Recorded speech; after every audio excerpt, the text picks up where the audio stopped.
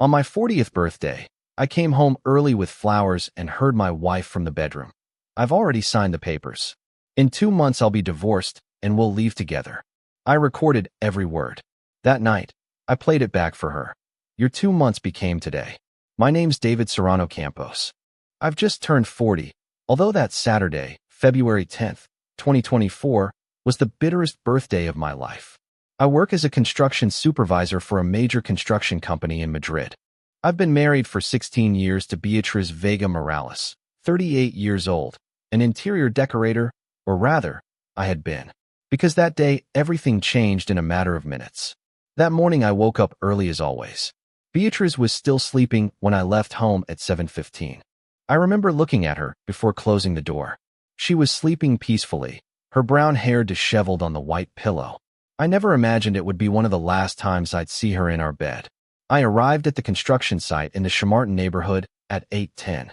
We had problems with the foundations of the building I was supervising, and I needed to resolve everything before Monday, but it was my birthday. 40 years, an important milestone. And although the work was urgent, I decided to leave early to surprise Beatriz, maybe have lunch together, open a bottle of wine, spend the afternoon quietly. We hadn't done anything special in months. At 2:15 in the afternoon, I finished reviewing the structural plans and told my colleague Vicente Ramos, my best friend since university, that I was leaving. It's your birthday, man. Enjoy with Beatriz, he told me, patting my shoulder. Vicente, 42 years old, a civil engineer, was always my confidant. If only I had known what I was about to discover. On my way home, I stopped at the florist on the corner of our street. I bought 12 red roses, 28 euros. The florist, an elderly lady who had known us for years, told me, "What a lovely gesture, David. Beatriz is a lucky woman." I paid by card. It was exactly 2:17 p.m. according to the receipt. I kept that receipt. Everything that happened afterwards is marked by those minutes. I arrived at our townhouse in Pozuelo do Alarcón at 2:22 p.m. Beatriz's car was in the driveway. Good, she was home. I opened the front door with my key, making as little noise as possible. I wanted to surprise her. The roses in my left hand, my briefcase in my right. I closed the door slowly. The house smelled of freshly brewed coffee and her perfume, that one she'd been using for years. Then I heard her. Her voice came from the upstairs bedroom. She was speaking softly, almost whispering, but in the silence of the house, it was clearly audible. I stood motionless in the hallway, the roses still in my hand. It wasn't a normal conversation. The tone was different, intimate, affectionate. "Yes, my love, it's his birthday today. He's turning 40, she laughed. A soft, complicit laugh. My heart started beating faster. I went up the stairs slowly, step by step. The wood didn't creak. I knew exactly where to step after 16 years living there. Her voice became clearer. "Don't worry, darling. I already signed the papers with the lawyer last Wednesday. In exactly 2 months, I'm getting divorced, and we're going to Malaga together as planned." I stopped in the hallway. The roses trembled in my hand. Not from the wind, but from the rage that was starting to rise in my chest. "I love you too, Ruben. I can't wait to be with you without hiding, Ruben." I engraved that name in my memory at that very second. I took my phone out of my pocket, opened the voice recorder app, pressed the red button. The bedroom door was ajar. I moved closer, pressed against the wall. What? If he suspects anything? Not at all. He doesn't suspect absolutely anything. He's so caught up in his work, he doesn't even look at me. He leaves at 7 in the morning and comes back at 9 at night. He's perfect. Another laugh. That laugh pierced me like a knife. Tonight he'll surely want to celebrate his birthday. I'll prepare something special for him. I'll open wine. I'll pretend everything's fine and he'll be happy. Meanwhile, in 2 months, you and I will be in our apartment on the beach. The apartment. Did they already have an apartment? Yes, my love. With the money I've been saving from the joint accounts, we have enough for the first 6 months. He doesn't even check the bank statements. He trusts me blindly. That was it. I put the phone away. For minutes and 37 seconds of recording, I went downstairs silently. I left the house. I closed the door without making a sound. I sat in the car. The roses were still in my hand. I threw them on the passenger seat. I drove to a nearby park. I stayed there for 2 hours playing the recording over and over again. Every word was a stab. 16 years of marriage. 16 years trusting, working, building a life together. And she planned to abandon me in 2 months. Worse yet, she had already planned everything. The papers signed, the apartment bought, the money stolen from our accounts. Ruben, I looked up the name on her Instagram. It took me 10 minutes to find him. Ruben Molina Castro, 35 years old, personal trainer, muscular body, perfect smile, gym poses. His profile was public. In a photo from January 22nd, I saw him. Beatrice was tagged. They were in a restaurant. The comment said, "What a cute couple." She had never told me about him. At 7 in the evening, I went home. I entered normally. Beatrice was in the kitchen preparing dinner. She greeted me with a huge smile and a kiss on the lips. "Happy birthday, my love. I made your favorite dish, lasagna." I smiled. I acted normal. We had dinner. She opened a bottle of red wine. We toasted. She asked me about work. I told her about the problems at the construction site. She told me about a new decoration project. Everything perfectly normal, as if that afternoon she hadn't been planning to destroy our life together. At 10 at night, after dessert, I took out my phone. I connected the HDMI cable to the living room TV. "Beatrice, there's something I want to show you." She looked at me curiously, still smiling. I played the recording. Her face changed in the 3rd second.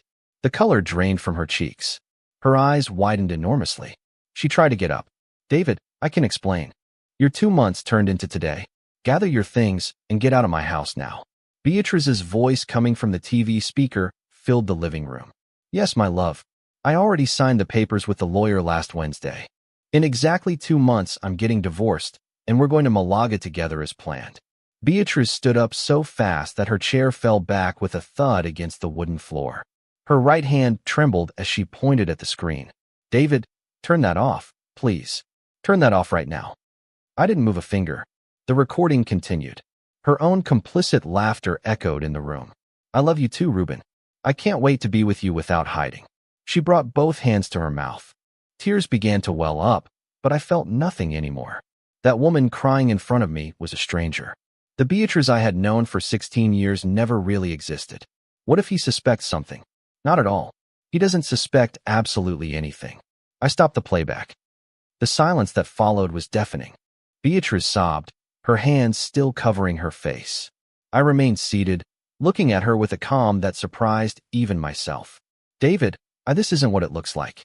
Those words almost made me laugh. Almost. "It's not what it looks like, Beatrice.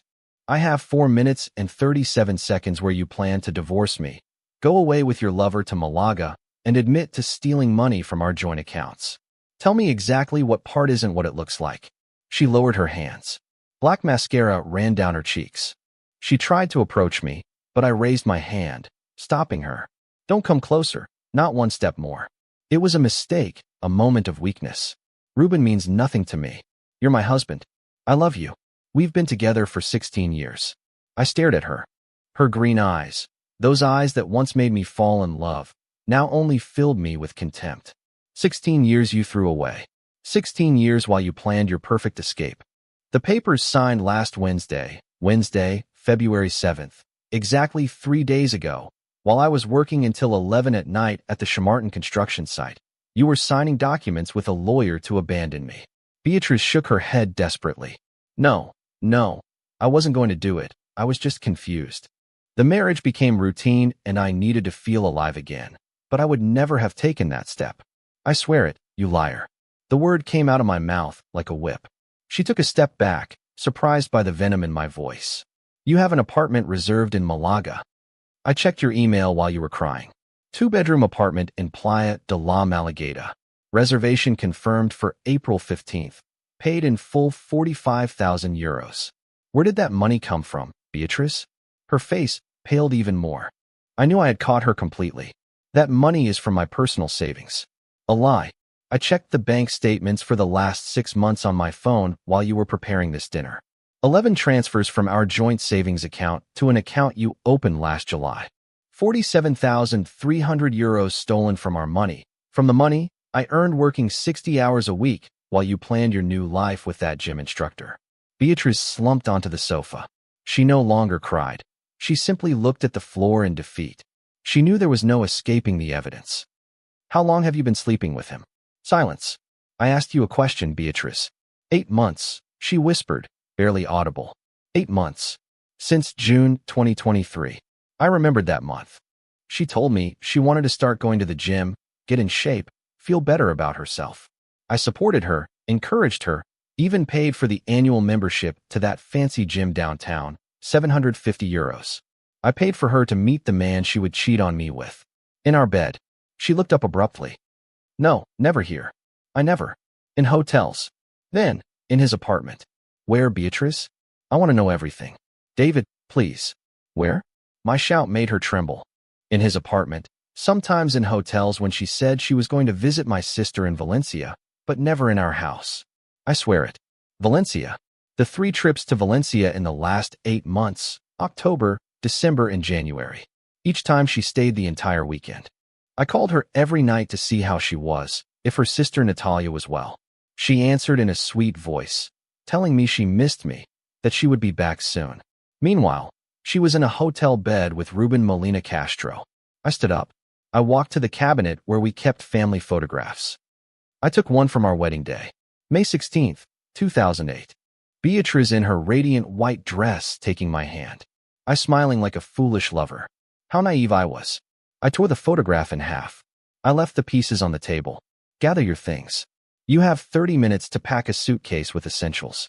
Clothes, personal documents, toiletries, nothing else. Everything else will stay here until the lawyers divide it. Where am I going to go? Her voice sounded small, scared. It's not my problem. Call Ruben. I'm sure your lover will be delighted to take you in now that your stupid husband has discovered everything. Or go to your mother's, or rent a hotel.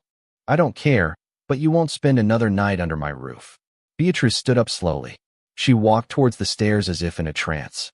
I heard her go up, open the bedroom closet, take the large suitcase from the attic, the drawers opening and closing, the sound of the zipper. I stayed in the living room. I poured another glass of wine. The same wine we had toasted with barely an hour ago. It tasted bitter. Now, 25 minutes later, Beatrice came downstairs dragging the suitcase. Her eyes were red and swollen. She stopped in front of me. David, I know you hate me now, but someday I hope you can forgive me. I made the biggest mistake of my life. I'm sorry, I'm so sorry. I looked at her with no expression. I don't hate you, Beatrice. To hate you, I would have to feel something for you. And I feel nothing anymore. Absolutely nothing. You're a stranger who stole 16 years of my life. Now leave. She opened her mouth as if to say something else, but closed it. She took her suitcase and walked towards the door. She opened it. She stopped at the threshold. Happy birthday, she whispered. She closed the door behind her. I was left alone in the living room. The half-empty wine bottle, the remains of cold lasagna on the plates, the torn photograph of our wedding, and an absolute silence that weighed like lead. It was 11:15 at night on February 10, 2024, my 40th birthday. The day my marriage died in 4 minutes and 37 seconds of audio. On Sunday, February 11th, I woke up at 6:30 in the morning. The empty bed beside me was a constant reminder of what had happened. I hadn't slept more than 3 hours. Every time I closed my eyes, I saw Beatrice's face when the recording started playing. I got up, made black coffee, and sat in front of my laptop in the study. If I was going to face this, I needed to know exactly what I was dealing with, how much she had stolen from me, how many lies she had built, how long she had been planning her escape. I accessed our online banking. We had 3 joint accounts: main savings, current account for household expenses, and a fixed-term investment. I started with the savings account. Current balance, €53,200. 6 months ago, we had exactly €101,000. I downloaded the statements for the last 8 months, a 42-page PDF file. I started reviewing line by line, coffee after coffee. The transfers jumped out at me because they were all to an account I didn't recognize. Ivan, S915731 Spanish Santander Bank. First transfer, June 27, 2023, €3,500. Concept, home renovations. I remembered that day. Beatrice told me we needed to fix the upstairs bathroom. That bathroom was never fixed. Second transfer, July 18th, €5,000. Concept, decoration materials. Materials didn't arrive either. I continued noting every movement in a notebook. 11 transfers in total. The most recent was January 31st, 2024. For €1,500. 10 days before my birthday, 10 days before everything exploded, I added the amounts with a calculator. Exactly 47,300 euros. All my effort, extra hours at the construction sites, sacrificed weekends, promotions earned with sweat. She transferred it methodically while I trusted blindly. I needed to know where that money went. I opened her laptop. She had left it at home. The desktop showed folders of decoration projects, photographs, personal documents. I looked for her password manager. Beatriz was always careless with computer security. She used the same password for almost everything. Vega, 1985, her surname and year of birth. It worked. I accessed her personal Gmail account. She had 1,234 unread messages. I started searching. I filtered by Malaga. 19 results. The first was from a real estate agency. Date October 15th, 2023.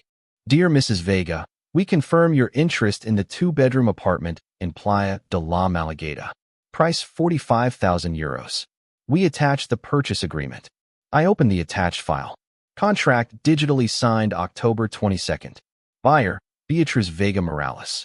Ruben's name did not appear anywhere. She bought the apartment alone, probably to protect him in case something went wrong. I kept reading emails. I found correspondence with a lawyer, Natalia Blanco Fernandez, a firm specializing in family law. The first contact was December 18th, 2023. I need advice for divorce proceedings. My situation is delicate. The lawyer's response arrived the same day. She offered an initial free consultation. Beatriz scheduled an appointment for January 3rd, 2024, right after New Year's. While we were toasting the new year together, she already had that meeting scheduled. The most devastating email arrived on February 7th. Subject, documents signed. Process started. Lawyer Natalia confirmed having received all necessary documentation to initiate divorce proceedings. They were only waiting for Beatriz to give the green light to officially file the papers. As discussed, we will file the lawsuit on April 10th, 2 months after your birthday. As you requested, this will give you time to organize your move without raising suspicions. April 10th, 3 days before the moving date, to the Malaga apartment, everything calculated to the millimeter. She left nothing to chance. I looked for messages from Ruben. I didn't find any in the email. Obviously, they used another platform. I checked her phone, which she had also left. It had an unlock pattern. I tried several combinations. On the 5th attempt, I got it right. An L shape starting from top left. WhatsApp. There it was. Contact saved as Marina Fitness. Clever. If I checked superficially, I'd think it was someone from the gym. I opened the conversation. 3,241 messages. The oldest one dated June 3rd, 2023. Hi beautiful. I really enjoyed meeting you today. You're very disciplined with your training. Beatriz's reply. Thanks, Ruben. You're very professional too. See you Friday. Professional. How ironic. I quickly scrolled through the messages. The first few weeks were cordial. Conversations about workout routines, nutrition, schedules. Then the emojis started. Hearts, kisses. By mid-July, it was completely different. Last night I dreamed about you. I can't stop thinking about that kiss in the parking lot. Me neither. I need to see you today. Can you sneak away after your last class? Dates, times, places, all documented. I read for 2 hours. Every message was a stab. The photos they sent each other, the plans they made, the mocking comments about me. A message from Ruben on November 15th. Does your husband suspect anything? Beatriz's reply. Not at all. He's obsessed with his work. He comes home late, eats, watches TV, and sleeps. He hasn't even touched me in months. It's like living with a roommate. Those words burned me. It was true. I had been so focused on advancing in the company, on earning more money for our future, that I completely neglected our relationship. But that didn't justify what she did. If she was unhappy, she should have talked to me, not destroyed everything behind my back. I took screenshots of the most compromising messages. 73 images saved, irrefutable evidence. At 9:10 on Monday morning, February 12th, I called Vicente. David, how are you, man? Did you have a good birthday? Vicente, I need the name of a good divorce lawyer. The best you know. Silence on the other end. What happened? Beatriz has been cheating on me for 8 months.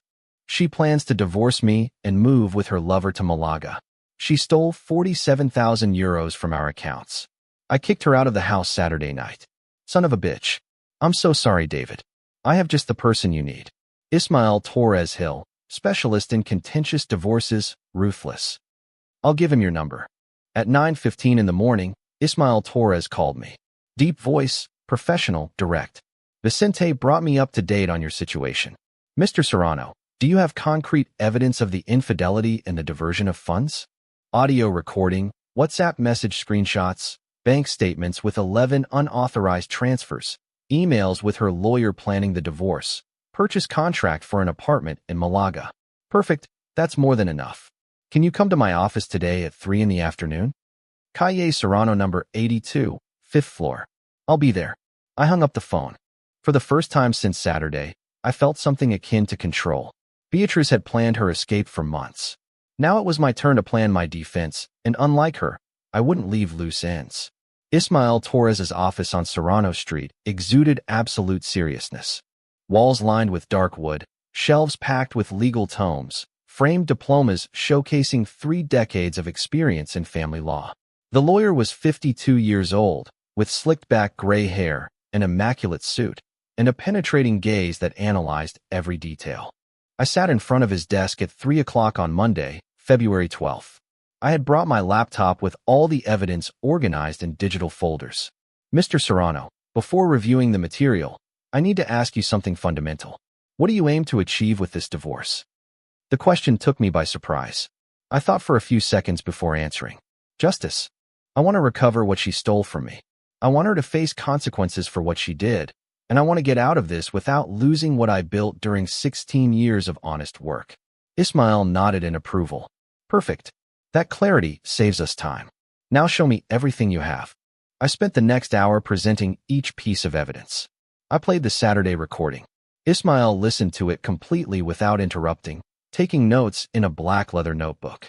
Then I showed the bank statements with the 11 highlighted transfers. After that, the WhatsApp screenshots, 73 images documenting 8 months of betrayal. When I finished, Ismael closed his notebook and looked me directly in the eye. You have a solid case, David. I can call you David, right? I nodded. Your wife made 2 fatal mistakes. First, she documented absolutely everything digitally. Second, she diverted funds from a joint account without authorization. That's not just grounds for divorce, but a possible crime of misappropriation. I felt a cold satisfaction spread through me. What do you recommend as the next step? Ismael leaned back in his chair. We need more. What you have proves infidelity and theft.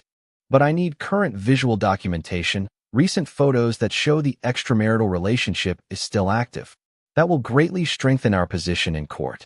A private investigator. Exactly. I know the best in Madrid. Discreet, professional, with experience in similar cases. His name is Felipe Aguirre Rivas. He works fast, and his reports are impeccable before judges. Ismael dialed a number on his landline. The conversation was brief and direct. When he hung up, he gave me a card.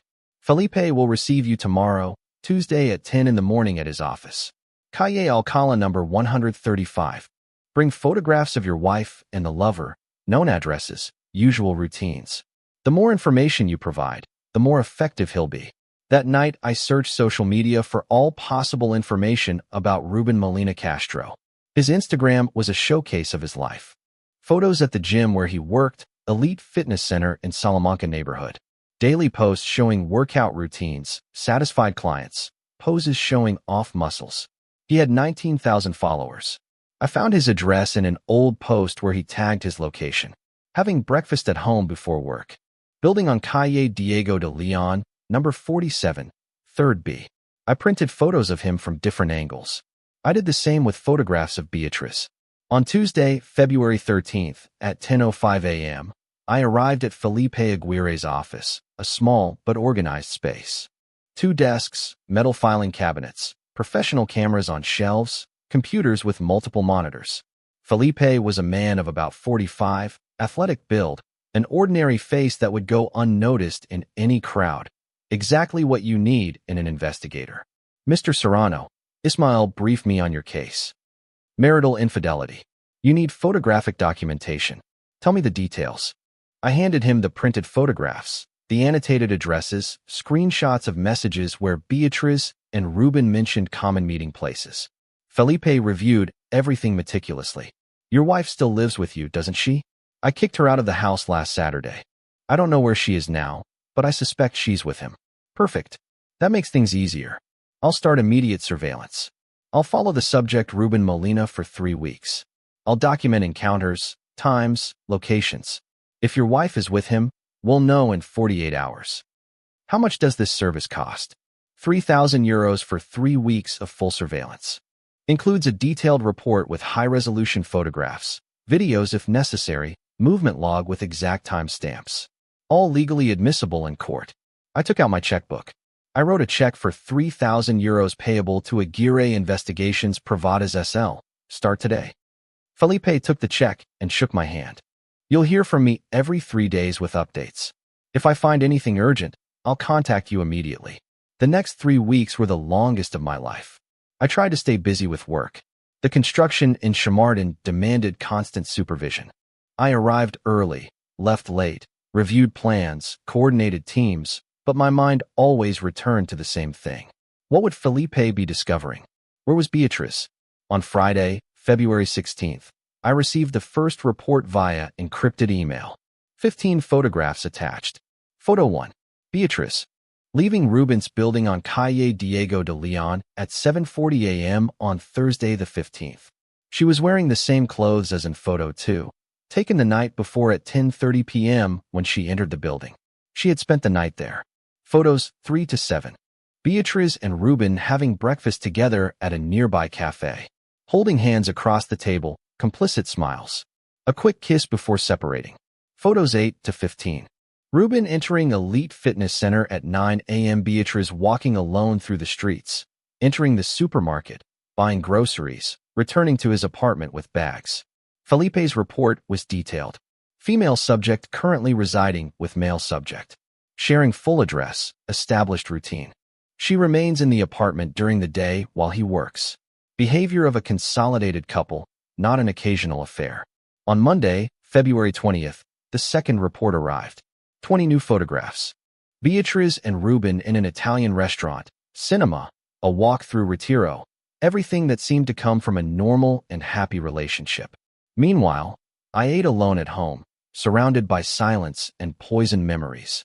The most painful report arrived on Friday, March 2nd. Felipe documented a weekend trip to Valencia. The same trips Beatriz told me were to visit her sister. Photos at Atocha station getting on the train together. Hotel in the center of Valencia. Romantic dinners. Malvarosa beach walking hand in hand at sunset. 14 documented encounters in total during 3 weeks. Every outing, every kiss, every gesture of intimacy captured in high definition. 342 professional photographs with date, time, and precise GPS coordinates. Felipe's final report included a technical conclusion. The relationship between both subjects presents characteristics of a stable and consolidated couple, permanent cohabitation, shared routines, constant affective interaction. There is no evidence that it is a clandestine or occasional relationship. Behavior corresponds to a couple planning a future together.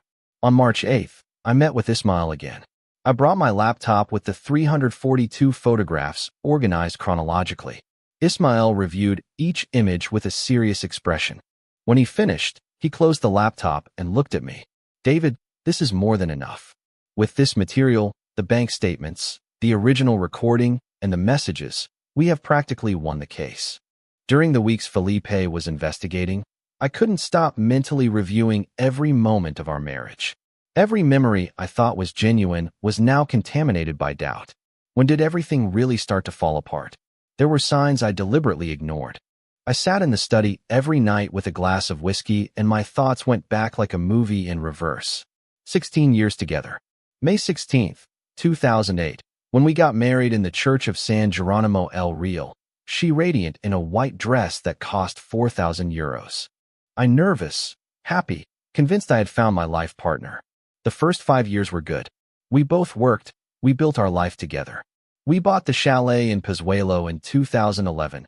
A mortgage of €280,000 that we paid religiously every month.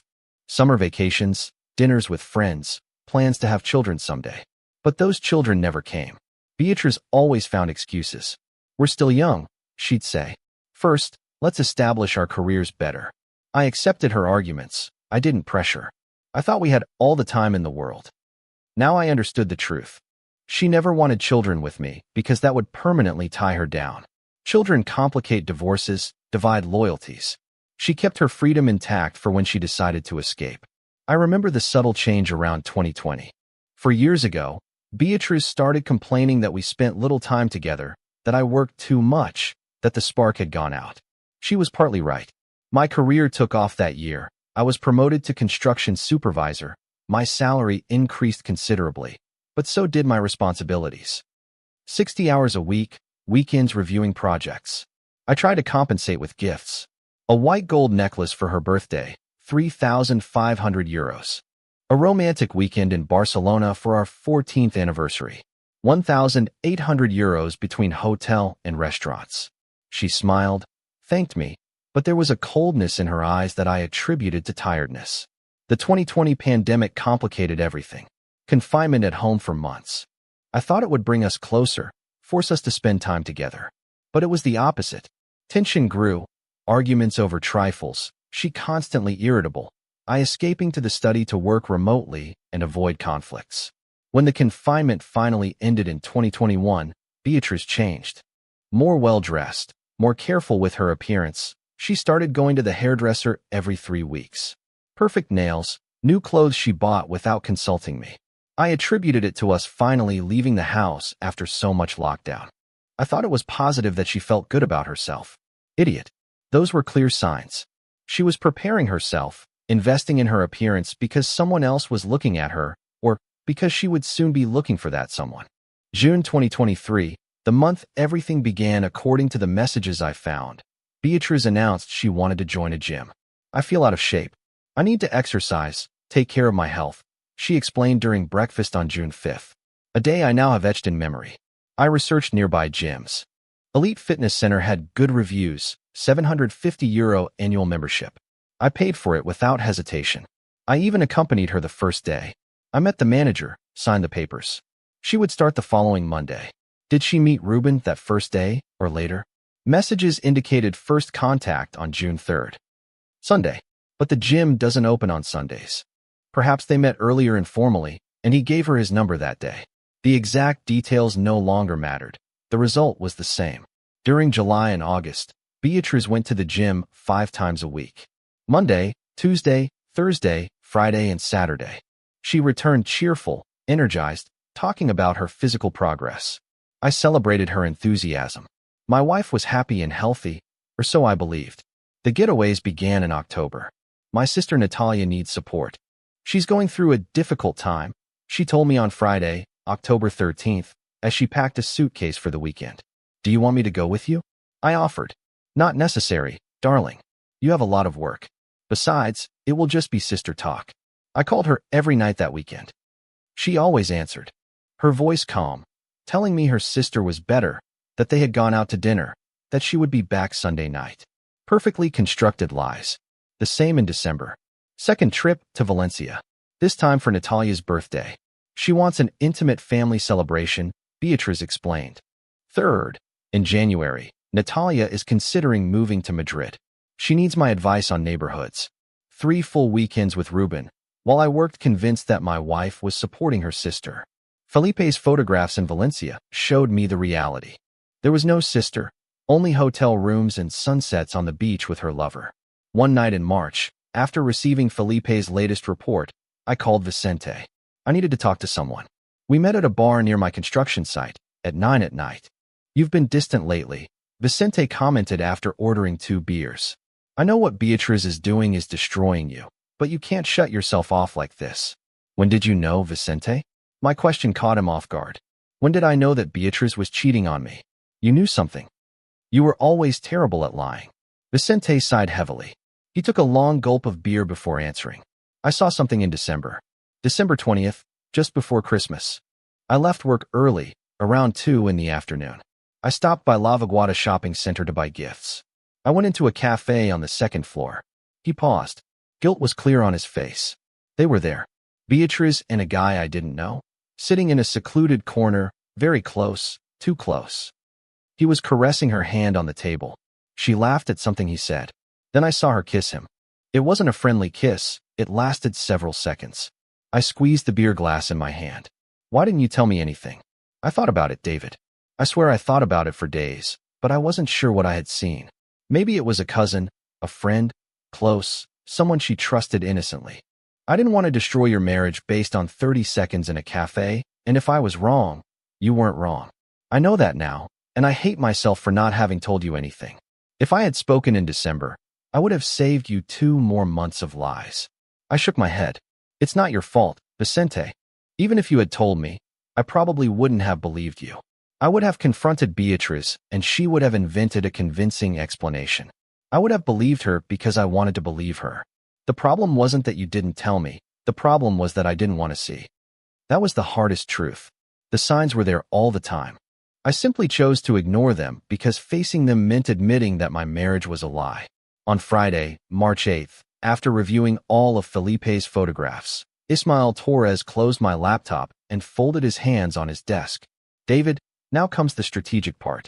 We have enough evidence to win the divorce, but we need to ensure your assets are protected before filing the official lawsuit. Once Beatriz receives judicial notification, she will try to move assets or complicate the process. I took out my notebook to take notes. What exactly should I do? First, bank accounts. You currently have 3 joint accounts. I need you to legally withdraw your 50% and transfer it to a new individual account. That prevents her from emptying them when she knows a lawsuit is coming. That won't alert her immediately. Ismael shook his head. Possibly, yes, but at this point it doesn't matter. She knows you discovered everything. She's been living with her lover for a month. There's no element of surprise to preserve. The important thing is to secure your rights before she takes desperate measures. It made sense. Beatriz wasn't stupid. She knew this moment would eventually come. Second point, Ismael continued. Life insurance, do you have any? Yes. A policy for 300,000 euros. I took it out 9 years ago when we bought the chalet. Beatriz is the primary beneficiary. You must change that immediately. Contact your insurance company and modify the beneficiary. You can put a direct family member, a trusted friend, or even a charitable organization, but it can't remain her. I noted, change life insurance beneficiary. Third point, material assets. Your house is in both your names, correct? That's right. 50-50 co-ownership. We bought it together in 2011. We can't touch that yet.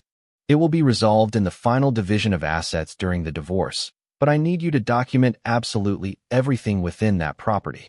Furniture, appliances, artwork, jewelry, any valuable object. Photograph everything.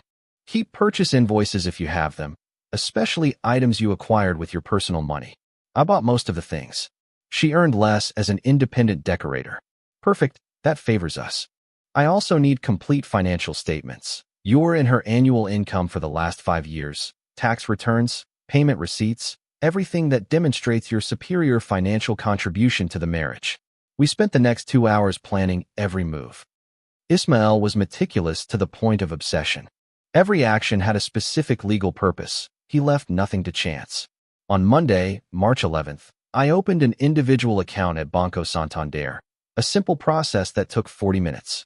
I transferred 128,600 euros from the 3 joint accounts, exactly 50% of the total accumulated. I left the rest intact so that Beatriz couldn't accuse me of theft or misappropriation. The bank asked me if I wanted to notify the co-owner about the transfers. I said yes, that Beatriz should receive official notification, that she should know exactly what I was doing. There was no longer any reason to hide. That same day, I called Seguros Mafre. I spoke with my agent Carlos Nunez, who had managed my policy since 2015. I need to modify the beneficiary of my life insurance. Policy number 347892. Of course, Mr. Serrano. Who do you wish to change it to? I thought for a few seconds. Vicente was my best friend, but burdening him with that responsibility seemed excessive. I had no siblings. My parents passed away years ago. Spanish Red Cross. I want that if something happens to me, that money helps someone who really needs it. Carlos processed the change in 5 minutes. New certificate issued. Beatriz Vega Morales would no longer receive a single euro if I died. During the week of March 11th to 15th, I turned my house into a documentation project. I went through every room with a professional camera borrowed from Vicente. 417 photographs, taken from multiple angles. Living room. Italian leather sofa that cost €3,200, bought in 2018. I kept the invoice. Samsung 65-inch TV, €1,900, bought in 2020. Solid oak dining table, €2,000, bought in 2019. Everything documented with prices and dates. Master bedroom. King-size bed with orthopedic mattress, a complete set for €4,500. Custom built-in wardrobe, €7,000, installed in 2016. Designer lamp that Beatrice insisted on buying. €800, which I considered excessive, but I agreed to please her. Kitchen, latest generation BOS appliances, refrigerator, oven, dishwasher, microwave, €14,000 in total, renovating the entire kitchen in 2017. The study where I spent my lonely hours at night. High-end desktop computer, €2,000. Professional laser printer, €600. Mahogany bookshelves with my civil engineering books accumulated over 20 years of my career. Every object photographed, cataloged, valued. The complete inventory totaled €237,000 in material assets within the chalet, not counting the property itself, valued at €520,000 according to a recent appraisal. On Thursday, March 14th, I received a call from the bank, an unknown number that appeared on my screen at 4 p.m. Mr. David Serrano Campos. Yes, that's me. This is Maria Jose Hernandez, branch manager of Banco Santander Pozuelo. I'm calling because co-owner Beatriz Vega Morales requested access to joint accounts this morning. Upon checking the system, we detected that you froze her access via an in-person request on Monday. That's right. Valid instruction according to legal advice. I understand, Mr. Serrano. I was just calling to confirm that you maintain that instruction. Mrs. Vega was quite upset and requested to speak with a supervisor. The instruction remains in effect. She has access only to the 50% I left in the original accounts. She cannot touch what I transferred to my individual account. Perfectly clear.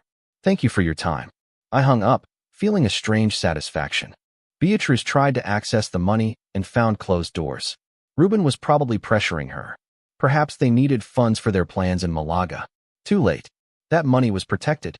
That night, for the first time in weeks, I received a text message from Beatrice, a number I hadn't blocked because Ismael instructed me to keep communication channels open in case she admitted anything incriminating in writing. David, please, we need to talk. This is getting out of control. I don't have money to pay my basic expenses. You blocked everything. I can't go on like this. I didn't reply. Ismael had warned me. Every word she wrote could be used against me. Silence was my best strategy. A second message arrived 10 minutes later. At least let me access my share of the money. It's mine. I also worked during the marriage. I have a right. Technically, she was right. 50% was legally hers, but Ismael had already frozen access as a precautionary measure justified by the unauthorized transfers she made previously. Third message. I'm hiring a lawyer. This is economic abuse. You can't leave me with nothing. I smiled bitterly. Go ahead. Let her hire whoever she wanted. I had evidence that would destroy any argument she presented. On Friday, March 15th, I handed Ismael a complete folder with all the patrimonial documentation, invoices organized chronologically, printed photographs and digital files, bank statements, property certificates, modified insurance policy. Ismael reviewed everything with evident approval. Excellent work, David. This is exactly what we needed. Now we're ready to file the official divorce petition. When? Monday, March 18th, the first business day of the week, will surprise Beatrice with a formal judicial notification, so by the time she reacts, we'll have legally secured everything. I left his office that afternoon feeling something akin to total control for the first time since February 10th. 34 days since my world collapsed. 34 days rebuilding myself. Beatrice planned her escape for months. I organized my defense in weeks. The difference was simple. She acted with emotions, impulses, selfish desires. I acted with logic, strategy, professional advice. The divorce petition was officially filed on Monday, March 18, 2024, at the Court of First Instance No. 7 of Madrid. Ismael managed everything personally. Documents signed, evidence attached. Express request for matrimonial dissolution due to proven infidelity and misappropriation of marital funds. Beatrice received judicial notification on Wednesday, March 20th, at 11 a.m. I know because exactly 37 minutes later my phone started ringing. First call 11:37, I didn't answer. Second call 11:42, ignored. Third 11:51. She left a voicemail. I listened to it that night at home, her voice cracking between sobs. David, please, answer. I need to talk to you. I received papers from the court. You can't do this. Not like this. I beg you. Give me a chance to explain myself. Call me. I deleted the message. Ismail was clear. Zero direct communication. Everything through legal representatives. On Thursday, March 21st, 23 missed calls. 23. She left 4 more messages. The tone evolved from pleading to desperation. David, I know I made terrible mistakes. I know, but I don't deserve this. 16 years together have to mean something. You can't erase me from your life like this.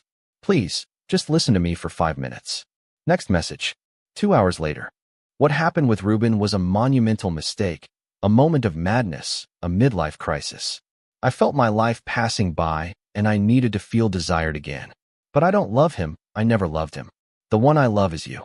It was always you. Third message. I saw the photographs your investigator took. I know they look bad, but they don't show the complete reality.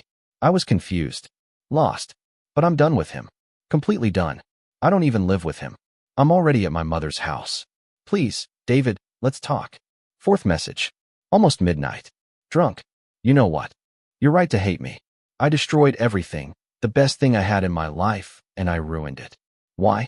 For a guy I don't even care about, who used me. You're intelligent, hardworking, faithful, honest, and I'm trash that didn't deserve you. Those messages affected me more than I expected, not because of their content, but because they confirmed that everything was an act. Months planning her escape, and now she feigned desperate remorse because her plans collapsed. There was no genuine remorse, just panic at seeing the consequences. On Friday, March 22nd, I was at the Shamartin construction site supervising the installation of structural beams on the 3rd floor. A cold but sunny morning. Workers focused on their tasks. Vicente was reviewing plans with me when one of the workers shouted from the ground floor, Mr. David, there's a lady looking for you. She says it's urgent. I exchanged glances with Vicente. We both knew who it was. I went down the temporary metal stairs to the ground floor. Beatrice was waiting at the main entrance of the construction. I hadn't seen her personally since the night of February 10th when I kicked her out of the house. 42 days later, she looked terrible. Swollen eyes, deep dark circles, disheveled hair, carelessly tied back, wrinkled clothes. Nothing like the meticulously groomed woman I knew. David, her voice barely audible. You shouldn't be here, Beatrice. My lawyer instructed you to communicate only through legal channels. You leave me no other option. You don't answer calls, you don't reply to messages, you blocked everything. Workers discreetly watched us, an uncomfortable situation I didn't want at my workplace. You have 30 seconds. Speak. Tears welled up immediately. I made horrible, unforgivable mistakes. I admit it. But David, please, 16 years. They have to count for something. We can't end like this, so coldly, so definitively. Definitively. You planned to divorce and escape with another man for months. You stole 47,000 euros. You lied constantly. What did you expect? That I would forgive you as if nothing had happened? I expected you to at least talk to me, to give me a chance to explain, to try to fix this. There's nothing to fix. You destroyed our marriage. The consequences are yours. She took a step towards me. I instinctively stepped back. I still love you. She shouted loud enough for everyone on the construction site to hear. An uncomfortable silence fell over the place. Workers stopped activities, gazes fixed on us. No, you don't love me. Perhaps you thought you loved me at some point, but definitely not for the last 8 months while you shared a bed with Ruben Molina. It was a mistake, a moment of weakness that lasted too long, but it's over now. I left him. We're done, him and I. Did you leave him, or did he leave you when he saw you lost access to the money? Because according to the latest photographs my investigator took 3 days ago, you were still quite comfortable together. Her face flushed, caught in a lie. That doesn't matter. What matters is that I want to go back with you. I want to fix our marriage, go to therapy, do whatever it takes. Beatrice, I'm going to tell you this only once. Listen carefully, because I won't repeat it. There's no possibility of reconciliation, none. The divorce will proceed according to legal terms. We'll divide assets, close the chapter, and go our separate ways. That's all. No, you can't decide alone. This marriage was for two. You can't destroy it without giving me a voice. You had 16 years to use your voice. You used it planning your secret abandonment. Now face the consequences. She moved closer. She tried to take my hand. I pulled it away sharply. If you show up at my work again, I'll request a restraining order. You're interrupting work activities and creating a public scandal. Leave now, David, leave. My tone cut off any additional protest. Beatrice looked at me with a mixture of pain, rage, and disbelief, as if she truly couldn't understand that the person she knew no longer existed. That naive David died on February 10th. This was someone completely different. She turned and walked towards the exit. Midway, she stopped. She turned. You're going to regret it. When you're alone and realize you threw away 16 years for wounded pride, you're going to regret it. The only one who will regret it is you. When you're 50 and look back, you'll see that you destroyed a stable marriage for an affair with a gym instructor who didn't value you. I'll move on. You'll bear the consequences of your decisions. She left without replying. Vicente came down a few minutes later. Are you okay, man? Perfectly. It was hard to see her like that, even if she deserved it. I feel nothing. Vicente, absolutely nothing. I look at that woman and she's a complete stranger. The Beatrice I knew never existed. She was just a well-constructed mask. That night, alone at home, I mentally replayed the scene. Part of me expected to feel something. Pity, sadness, nostalgia. But there was only cold emptiness. Beatrice bet everything that I would remain blind, trusting, manipulable. She lost. Now she was trying to recover what she voluntarily destroyed. Too late. Some things, once broken, can't be repaired. Our marriage was one of them. 6 months after filing the lawsuit, on Thursday, August 15th, 2024, at 9:30 in the morning, we entered the courtroom of the Court of First Instance No. 7 of Madrid. Ismael walked to my left, a black leather briefcase containing all our evidence. I wore a dark gray suit, a navy blue tie, looking professional and controlled. Beatrice was already sitting on the opposite side of the room, with her legal representative, a young lawyer, in her 30s, with a serious expression, but clearly uncomfortable with the case she was defending. Beatrice wore a conservative black dress, her hair pulled back, minimal makeup. She tried to project an image of a wounded wife, not a discovered adulteress. Our eyes met for a second. She immediately looked away. The presiding judge, Maria Dolores Sanchez Ruiz, 62 years old, according to information Ismael had previously researched, entered punctually. We all stood up. A magistrate with 30 years of experience in family law, a reputation for being fair, but inflexible with lies and manipulations. Good morning. Hearing in matrimonial dissolution process. Serrano Vega. File 472-3202. You may be seated. Her voice resonated with natural authority. She briefly reviewed the file before continuing.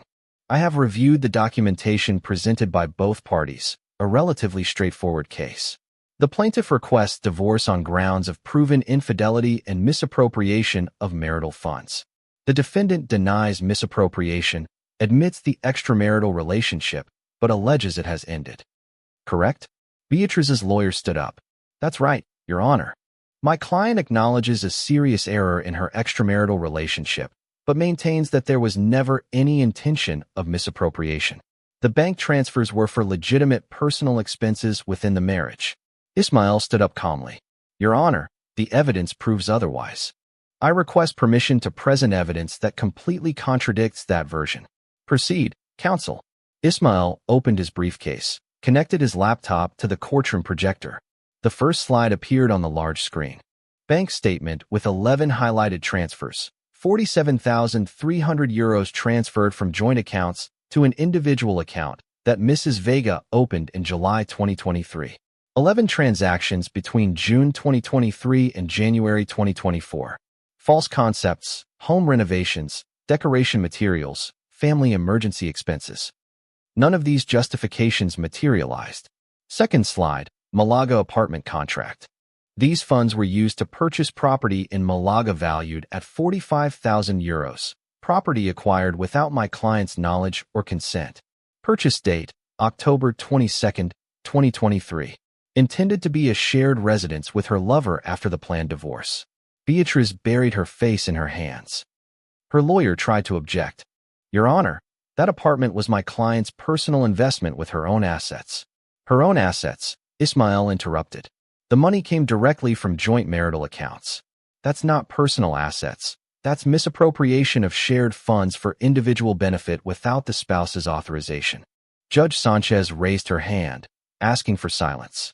Defendant's counsel, do you have proof that this money did not come from joint accounts? Awkward silence.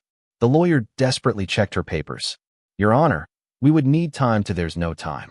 Either you have proof now, or we accept the plaintiff's version. What do you say? We don't have documentation at this time. Understood.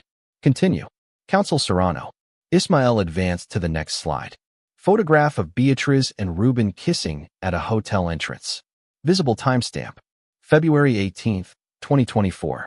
8 days after I kicked her out of the house, the defendant maintains that the extramarital relationship ended. Photographic evidence shows that it continued actively even after being discovered. Private investigator documented 14 encounters over 3 weeks. Coexistence in the lover's apartment, trips together, behavior of a stable couple. Beatriz urgently whispered something to her lawyer. The lawyer shook her head, clearly refusing to lie before the court. The judge examined the projected photographs one by one. 15 images in total, each more compromising than the last. Does the defendant wish to refute these images? The lawyer weakly stood up. Your Honor, my client admits there were encounters after the initial discovery, but they were emotional closure encounters, not a continuation of a romantic relationship. Emotional closure that required sharing a hotel room, the judge commented dryly. Continue, counsel. Ismael then played the February 10th recording. Crystal clear audio filled the courtroom. Beatriz's voice confessing everything. Divorce plans, signed papers. Ruben Malaga. The most devastating comment. He doesn't suspect absolutely anything. When the playback ended, absolute silence dominated the room. Even the administrative staff of the court looked with evident disapproval towards Beatriz. I have a question for the defendant, Judge Sanchez said. Mrs. Vega, is that your voice on that recording? Beatriz stood up tremblingly. Yes, Your Honor. And are the assertions you make true? Did you sign papers with a lawyer to initiate divorce proceedings without informing your husband? Did you plan to move with your lover to Malaga? I was confused. I wasn't thinking clearly. They were words spoken in a moment of answer yes or no. Are those assertions true? A long pause. Tears rolled down Beatriz's cheeks. Yes. The judge noted something in her file. Then she looked at Ismael. Do you have more evidence or witnesses? One witness, Your Honor, Ruben Molina Castro. We have subpoenaed him under warning. The bailiff opened a side door. Ruben entered wearing jeans and a white polo shirt, clearly uncomfortable, avoiding eye contact with everyone. He was directed to the witness stand. Mr. Molina, the judge began after administering the oath. Did you maintain a sentimental and sexual relationship with Mrs. Beatriz Vega while she was married? Ruben briefly looked at Beatriz. She desperately shook her head. Yes, Your Honor. How long did that relationship last? Approximately 8 months, from June 2023 to February 2024. Did you know she was married? Yes, she told me from the beginning. Did you plan to live together after her divorce? That was the initial plan. Yes, initial. Ruben took a deep breath. When her husband found out everything and blocked the bank accounts, Beatriz no longer had the resources to move to Malaga as we had planned. The relationship became complicated after that. Translation. He abandoned her when she ceased to be financially convenient. Thank you. You may step down. Ruben quickly left, relieved to escape. Beatriz was openly crying. Now her lawyer was handing her tissues. Judge Sanchez closed the file with a dry thud. I've heard enough. Judgment will be issued in 15 business days, but I can anticipate that divorce will be granted based on irrefutably proven infidelity. Regarding the patrimonial issue, I order Mrs. Vega to return the €47,300 unlawfully appropriated from joint accounts. We will divide marital assets as legally appropriate, but diverted funds must be fully restituted. Hearing adjourned. Gavel bang. Everything ended in 90 minutes. We left the courtroom into the suffocating August heat of Madrid. Ismael shook my hand. Complete victory, David, clean and definitive. I looked back. Beatriz was leaving, supported by her lawyer, completely defeated. 16 years officially ended in courtroom number 7. Not with a dramatic explosion, but with irrefutable evidence methodically presented before a magistrate who did not tolerate lies. The final judgment arrived on Friday, August 30th, 2024, by certified mail. An official 12-page document signed by Judge Maria Dolores Sanchez Ruiz. Ismael asked me to come to his office to review it together. Page 4, third paragraph. Ismael indicated after greeting me. Here's the central part. I read aloud. The dissolution of the matrimonial bond between David Serrano Campos and Beatriz Vega Morales is decreed due to proven conjugal infidelity, in accordance with Article 86 of the Civil Code. The marriage is dissolved with immediate effect from the date of this resolution. Continue, Ismael said, pointing to the next paragraph. As for the division of assets, a community property regime is established as stipulated during the marriage. Jointly acquired assets will be divided 50% between both parties. However, the defendant Beatriz Vega Morales must return the sum of 47,300 euros unlawfully appropriated from joint accounts without the spouse's consent. Said amount plus legal interest must be reimbursed to the plaintiff within a period not exceeding 90 days. Ismael smiled slightly. Keep reading. The best part is coming. Likewise, for reckless procedural conduct and presentation of arguments lacking evidentiary basis, the defendant is condemned to pay full legal costs. The total amount is 18,900 euros between lawyer fees, expert witnesses, private investigators, and court fees. I did quick mental calculations. Beatriz had to pay 66,200 euros between restitution and legal costs. The chalet will be sold, Ismael continued. A second updated appraisal values it at 520,000 euros. Subtracting the pending mortgage of 182,000 euro leaves 338,000 euro net, divided by 2, 169,000 euros for each. But Beatriz must deduct the 66,200 euros she owes. She'll be left with approximately 102,800 euros and my personal belongings in the house. The judgment specifies that individually acquired items with proof of purchase remain with the acquirer. Your detailed photographic inventory was key. You recover everything you documented. We spent the next hour reviewing each clause. Beatriz had until November 30th to completely vacate the chalet and allow its sale. If she didn't comply, forced eviction. All our joint accounts would be definitively closed after final liquidation. No legal ties would remain between us. One more thing, Ismael added, taking a manila envelope from a drawer. This arrived yesterday.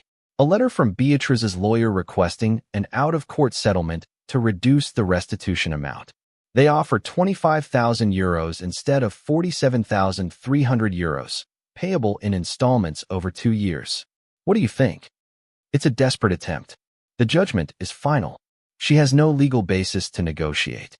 If she doesn't pay, we can seize her assets or future salary. My recommendation, reject the offer, demand full compliance with the judgment. Reject it. During September, as the administrative processes for the divorce were completed, I started hearing rumors about Beatriz through mutual acquaintances. Vicente would occasionally tell me when we saw each other after work, "Your ex is having serious problems." He told me one early September afternoon while we were having a beer on a terrace near the construction site. My wife talked to Monica, remember her? A client of Beatriz's for years. She canceled the contract for decorating her new house. Why? Monica said she didn't want to work with someone of questionable morals. Apparently, the story of your divorce leaked into social circles. Several of Beatriz's clients are wives of businessmen, conservative people. They didn't like finding out about infidelity, lies, theft of marital funds. 3 canceled contracts in 2 weeks. I felt no satisfaction at that news, just a confirmation of natural consequences. Beatriz worked primarily decorating homes for wealthy families who valued stability, trust, traditional values. Her personal reputation directly affected her ability to work. I also heard that Ruben left her, Vicente added almost with pity. When? The first week of September. Someone saw him at the gym with a new girl. Young blonde, in her 20s. Beatrice showed up there making a scene, shouting at him, crying. Security had to escort her out. All very pathetic, according to what I was told. Ruben Molina, the man for whom Beatrice destroyed 16 years of marriage, abandoned her barely 3 weeks after the judicial ruling, when it became clear that she had no money to finance the lavish life in Malaga they had planned. Where does she live now? With her mother, Carmela Morales, in that old building in Carabanchel, a small 2-bedroom apartment. Beatrice sleeping on a sofa bed in the living room at 38 years old. The image was desolate. A woman who had a spacious house, a stable marriage, a comfortable life, now progressively unemployed, without a partner, living with an elderly mother in a modest neighborhood, all lost due to selfish decisions. On September 23rd, I received a bank transfer, 169,000 euros, my share from the sale of the chalet. Ismail managed everything efficiently. Buyers paid in cash. The process closed in record time. 3 days later, another transfer. 47,300 euros. Beatrice fulfilled the restitution under threat of seizure. Ismail confirmed that she had to take out a personal loan from the bank using the Malaga apartment as collateral. Now she had a considerable debt with high interest rates. The legal costs of 18,900 euros were also paid through an installment plan authorized by the court, 315 euros a month for 5 years. Every month for 60 months. Beatrice would remember the consequences of her actions. In late October, Vicente showed me an Instagram post, Ruben Molina's profile, a photograph with a new girl, caption, "New beginnings with this amazing woman." Hundreds of comments celebrating. No one mentioned Beatrice, completely erased from his narrative, as if she had never existed. "He's human trash," Vicente commented with contempt. Beatrice knew who he was when she started with him. A gym instructor who seduces married clients. Not exactly Prince Charming. She chose that consciously. True, but it hurts to see her destroyed like that, even if she deserves it. I don't want her destroyed, Vicente. I just wanted justice, to get back what was mine, to close the chapter cleanly. What happens with her life afterwards is a consequence of her decisions, not my revenge. And it was true. I felt no pleasure in seeing her downfall, nor compassion, only indifference. Beatrice was an adult responsible for betting everything on a selfish plan. She lost. Now she was living with the results. The last I heard of her was early November, a letter sent to Ismail's address requesting a personal meeting with me. I just want to apologize face to face, close this chapter properly without lawyers. Just you and me as people who shared 16 years. Ismail asked me if I wanted to respond. There's nothing to talk about. Tell her everything is said and done. The chapter is legally closed. I don't need emotional closure with someone who ceased to exist for me in February. That was my last indirect communication with Beatriz Vega Morales. Officially divorced, assets divided, debts settled, no children linking us, no reason to ever cross paths again. She lost her marriage, house, professional reputation, lover, economic stability, all in 8 months. I lost the illusion of a happy marriage, but I gained something more valuable, absolute clarity about who I really was and the ability to rebuild life without falsehood. During the months of September and October 2024, while I methodically rebuilt my life, Ruben Molina Castro faced his own consequences. I didn't need to lift a finger against him. The truth has a way of spreading on its own when it involves betrayal and public scandal.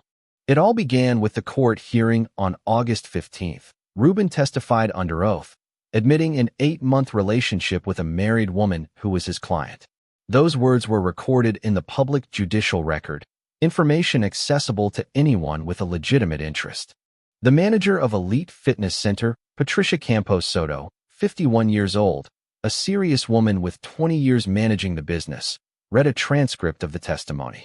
A client whose husband was a lawyer provided her with a copy of the document. Patricia summoned Ruben to her office on Monday, September 2nd, at 8 a.m. I knew this because Ruben himself posted about it on social media later in a fit of victimization. Photograph of a dismissal letter. Dramatic context. They destroyed me for falling in love. Where's the freedom to feel?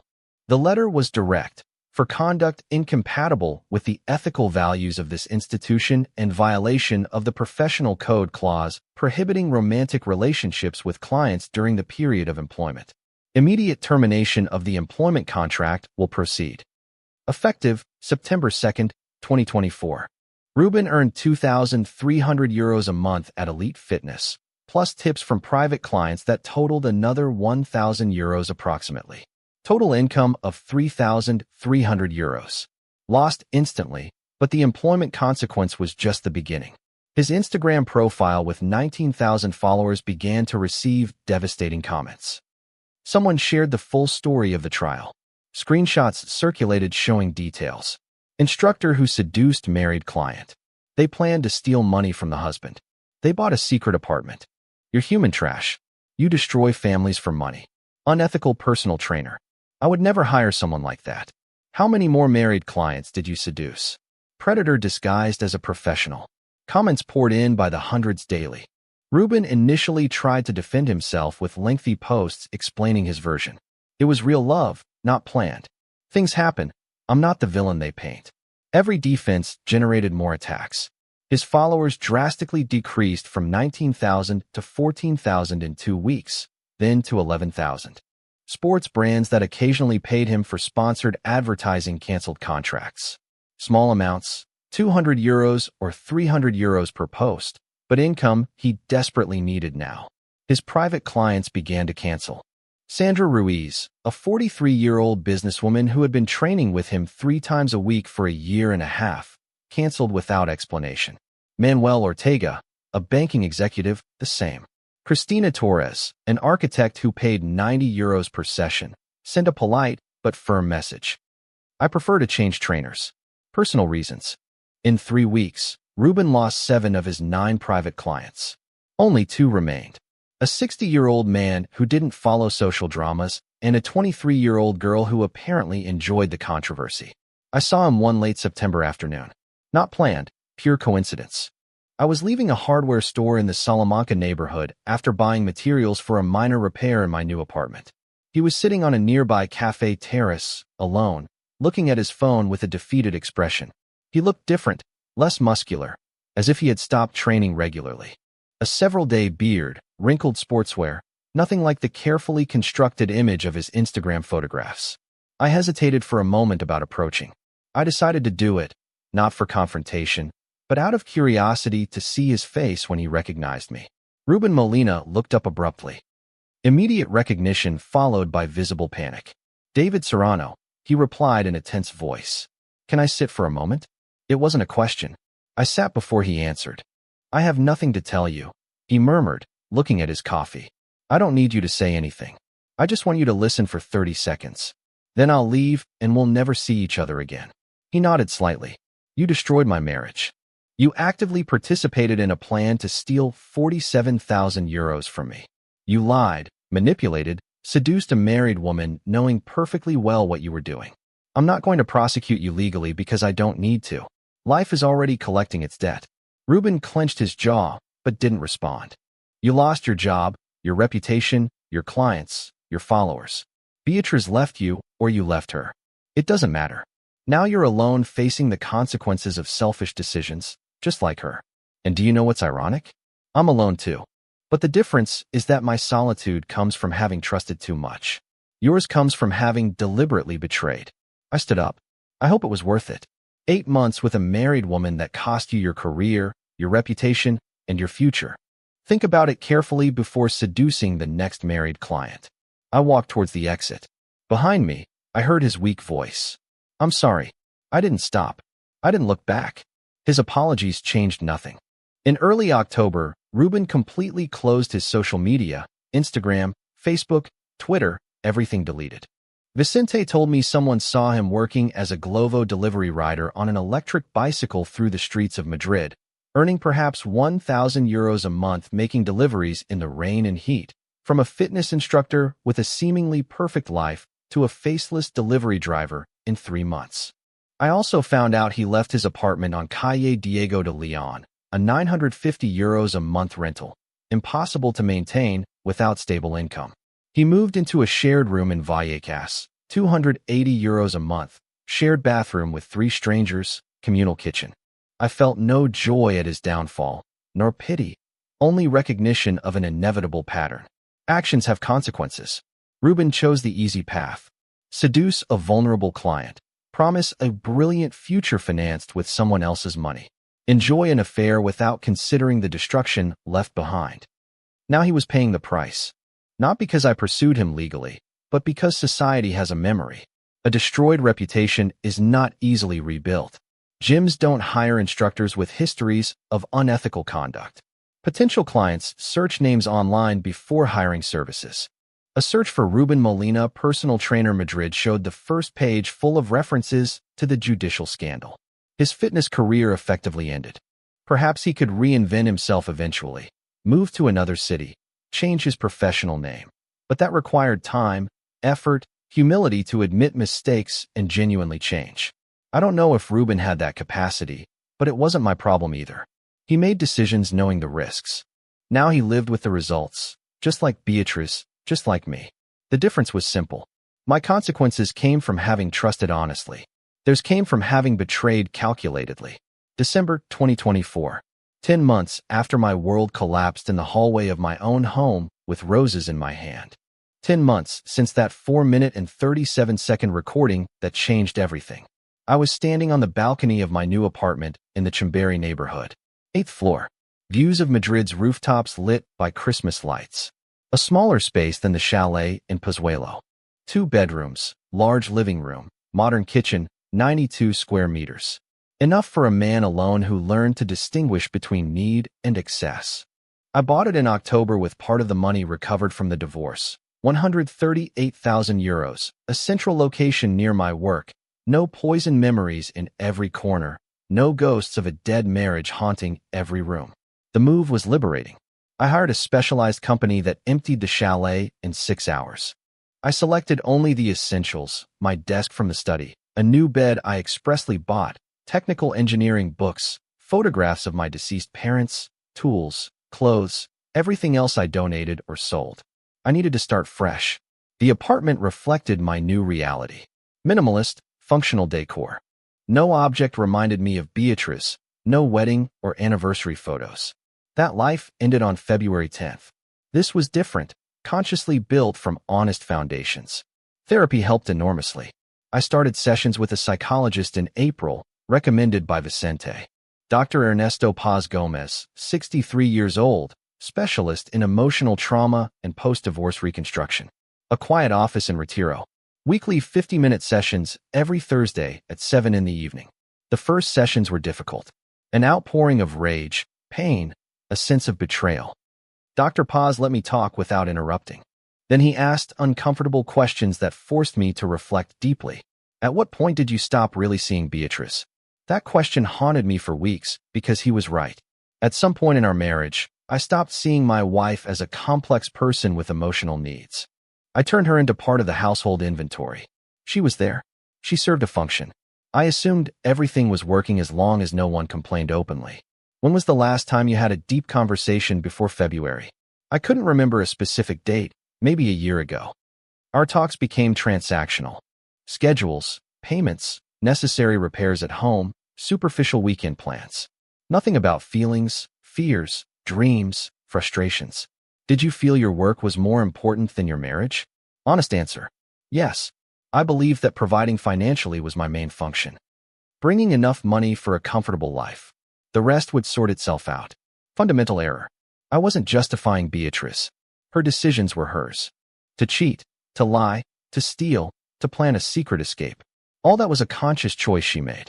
But I contributed to the deterioration of the marriage with emotional neglect.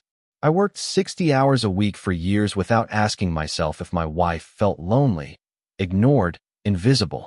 Beatrice's infidelity wasn't your fault, Dr. Paz told me in a July session. But the emotional death of the marriage was shared responsibility. She chose betrayal, you chose absence. Both lost before she made that definitive decision. Accepting that truth was painful, but liberating. I wasn't a perfect victim. I was an imperfect man who prioritized poorly, who took for granted what he should have actively cared for. I resumed cycling in May, a sport I practiced intensely in my youth, but abandoned years ago due to lack of time. I bought a new mountain bike, 1,200 euros. Every Sunday, I went out with Vicente on routes through the Sierra de Guadarrama, cycling for 3 hours in nature, breathing clean air, without thinking about betrayals or courts, simultaneous physical and mental therapy. I also started cooking. During the marriage, Beatrice managed meals almost exclusively. I came home late, ate what was prepared, thanked her briefly. Now I discovered a strange pleasure in preparing my own food, following recipes, experimenting with flavors, simple dinners, but made with deliberate attention. The difficult dates inevitably arrived. August 10th, our wedding anniversary would have been 16 years.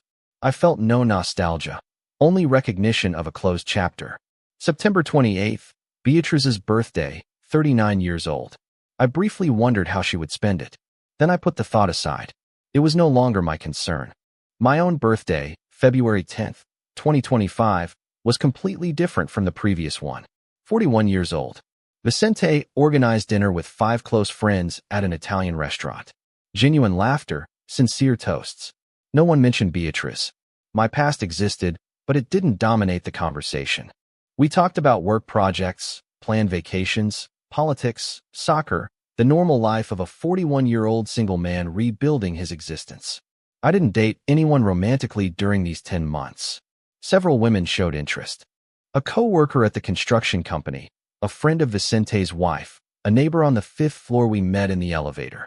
All attractive, interesting, available.